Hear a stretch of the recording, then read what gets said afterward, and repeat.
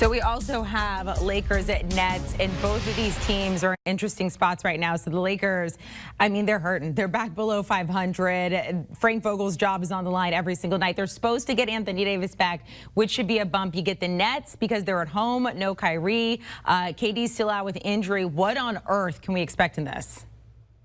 Well, this is all about the Lakers. I think everybody's eyeballs in the world right now is on the Los Angeles Lakers. We know what to expect with Brooklyn, knowing that, hey, you got two of their main stars out, and for them to win a championship, all three guys got to be clicking at all cylinders and got to be on the floor.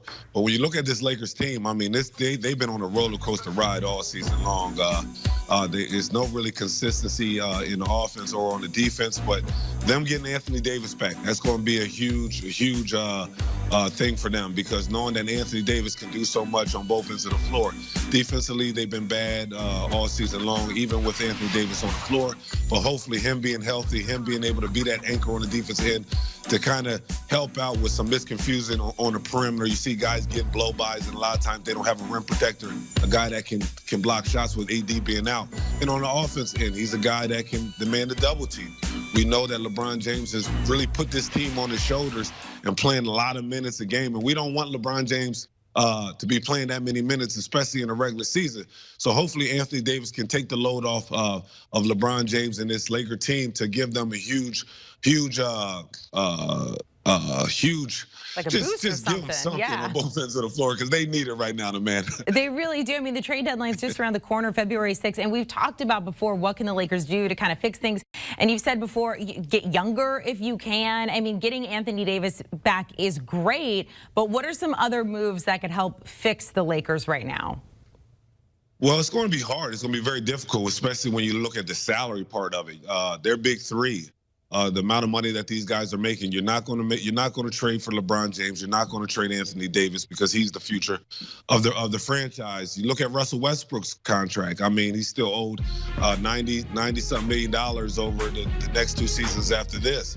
And I don't think there's a team out there that's going to take that big contract.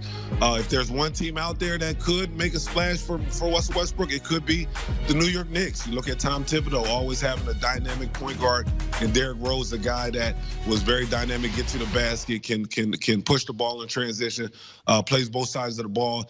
They could make a trade for him, knowing that the Knicks struggles and them falling out the playoff situations. But if you're the Lakers, you got to look at the buyout market. You got to hopefully see that someone like the Toronto Raptors buys out Goran Dragic. I think that he's a guy that you can put in the Los Angeles Lakers jersey and do all the right things on both ends of the floor for this ball club. But if not, it's all about the small deals. The Horton Tucker, if they can move him, he's a young guy that has a lot of interest around the league, that you can add probably another shooter or another young defender on the perimeter. But when you look at the big three, I think these guys stay intact.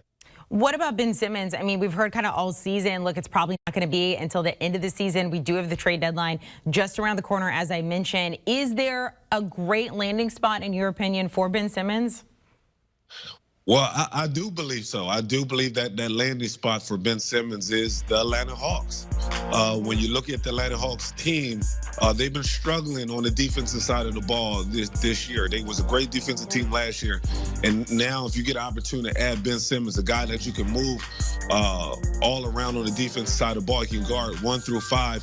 He can bring that level of intensity that you need on the defensive side of the ball. But when you look at the offensive side of the ball, I think he's a great addition to Trae Young. Trae Young is a guy that can play on and off the ball. Very similar to Steph Curry, very similar to what they got in Golden State. When you got a guy like Draymond Green, a guy that can play point forward. So if you add Ben Simmons to that Atlanta Hawks roster, now you got a guy that can play the point forward situation. Now Trae can play off the ball and focus on more scoring than passes, and Ben's going to do all the little things. So if I had to pick a landing spot, I like the Atlanta Hawks. I like both of those things you said. Westbrook to the Knicks, Simmons to the Hawks. I like both of them. I like your shirt as well. I know it's very cold here in South Florida for us. We match too. We look good. We always do. Rip Hamilton, thank you so much. Taking a look at those games we do got coming up tonight. Again, a great doubleheader in the NBA, where you got the Lakers at Nets, Mavs at Warriors, also Clippers at Wizards. Wizards favored by 4 at home. Do you want a sports network that delivers everything that matters about the game? The highlights, the picks, the instant analysis, no yelling, no fake debates, no politics. Hit the subscribe button and never miss a moment.